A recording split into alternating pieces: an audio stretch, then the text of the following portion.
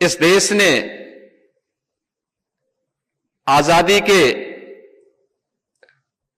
अमृत महोत्सव वर्ष के उपरांत अमृत काल के प्रथम वर्ष में 3 नए कानून, जिनकी धारणा ही न्याय है, उसे लागू किया है। ये 3 नए कानून भारतीय न्याय संहिता, भारतीय नागरिक सुरक्षा संहिता और भारतीय साक्ष्य संहिता, इन्हें सफलतापूर्वक लागू करने में आज पूरा देश तेजी के साथ आगे बढ़ा है।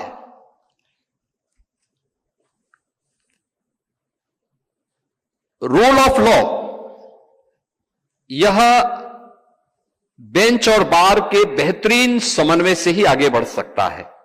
जब हम बेंच की बात करते हैं तो यह सामान्य रूप से एक आम मानविकी के विवेक का प्रतीक है, और बार हम सबकी संवेदना का। ये विवेक और संवेदना में जब समन्वय होता है तब हम रूल ऑफ लॉ की परिकल्पना को साकार मूर्ति रूप के रूप में, उसको मूर्त रूप से देख पाते हैं।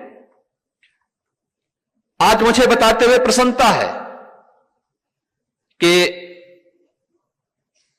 इसमें बेहतर समन्वय हो, इसके लिए हम लोगों ने उत्तर प्रदेश में इंटीग्रेटेड कोर्ट कॉम्प्लेक्स बनाने प्रारंभ किए हैं। 10 जनपदों के लिए एक साथ हम लोगों ने धनराशि भी इसके लिए जारी की है, जिसमें एक ही कैंपस में सभी प्रकार के कोर्स, जिले स्तर के सभी कोर्स होंगे। वहीं पर हमने बार के लिए भी व्यवस्था उपलब्ध करवाई है। वहीं कैंपस में उनके लिए आवास की सुविधा और अन्य हर प्रकार की सुविधा भी उसी कैंपस में हम लोगों ने प्रारंभ की है। इसके साथ ही जो जनपदीय न्यायालय हैं, उनमें भी मुझे इसको बात को देख करके कभी कभी बहुत होता था कि हमारे जो डिस्ट्रिक्ट जजेस थे, उनके चेंबर में एसी नहीं था। हम लोगों ने उसके लिए भी अपनी सहमति दी। आज यह लग्जरियस आइटम नहीं बल्कि आज की आवश्यकता बन गई है, और वहां पर कम से कम बार और बेंच के बीच में बेहतर समन्वय हो। अगर बार का कभी गुस्सा भी आए तो वह बेंच उस एसी की ठंड से उस गर्मी को थोड़ा शांत करने में मदद कर सके। तो इसके लिए इन सभी सुविधाओं को वहां पर देने का कार्य किया गया है, और डिजिटल डिपोजिशन राइटर की व्यवस्था भी हम लोगों ने वहां के लिए स्वीकृति दी है। हम सबके लिए यह जानना बहुत आवश्यक है कि किसी भी लोकतांत्रिक व्यवस्था में एक सुदृढ़ न्यायिक व्यवस्था का क्या योगदान है। और मैं हमेशा इस बात को मानता हूं कि न्यायिक व्यवस्था जितनी मजबूत होगी, सुशासन के लक्ष्यों को प्राप्त करने में उतनी ही आसानी होगी। सुशासन के उस लक्ष्य को प्राप्त करने के लिए, जैसे आप प्राचीन काल में राम राज्य कहते थे, जहां पर किसी भी प्रकार का भेदभाव के लिए कोई स्थान नहीं, उसकी योग्यता, उसकी क्षमता और समाज के प्रत्येक तबके को समान रूप से व्यवस्था का हिस्सा बनने में किसी भी प्रकार की कोई समस्या न खड़ी हो, उस अवधारणा को सुशासन के माध्यम से ही प्राप्त किया जा सकता है। और उसी को ध्यान में रख करके आज हम सब लोगों ने